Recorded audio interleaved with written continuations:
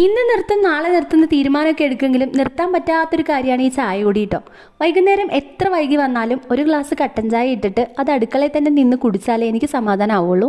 ഇന്ന് കറി വയ്ക്കാനായിട്ടുള്ളത് നല്ല അയലയാണേ. വൈകുന്നേരം അയലയൊക്കെ കഴുകി വൃത്തിയാക്കി വെച്ചിട്ടുണ്ടായിരുന്നു. പിന്നെ ഇഞ്ചിയും വെളുത്തുള്ളിയും ചെറിയുള്ളിയും പച്ചമുളകും ഒക്കെ അമ്മ അരിഞ്ഞു തന്നുകൊണ്ട് കാര്യങ്ങൾ എളുപ്പമായി. ഉലുവയും കടുകൊക്കെ ഇട്ട് പൊട്ടിച്ച ശേഷം ഈ സാധനങ്ങളൊക്കെ ഇട്ട് നന്നായിട്ട് വഴറ്റിയെടുക്കുകയാണ്. സാധാരണ ഞാനിതിലേക്ക് തക്കാളി ഇടാറുണ്ട്. ഇത്തവണ തക്കാളി ഇടുന്നില്ല. കോട്ടയം സ്റ്റൈൽ മീൻകറി ഉണ്ടാക്കാനുള്ള പരിപാടിയിലാണ്. അപ്പോൾ കുറച്ച് മഞ്ഞൾപ്പൊടിയും കാശ്മീരി ചില്ലിയും സാധാരണ മുളക് പൊടി ഇട്ടിട്ട് നന്നായിട്ട് വഴറ്റിയെടുത്ത ശേഷം കറിവേപ്പിലേക്ക് ഇട്ടിട്ട് കുടംപുളി ഇട്ടിട്ട് മീനൊക്കെ അതിലേക്ക് ഇട്ട് അടച്ച് വെച്ചു കേട്ടോ. എന്നിട്ട് സിമ്മിലിട്ടു.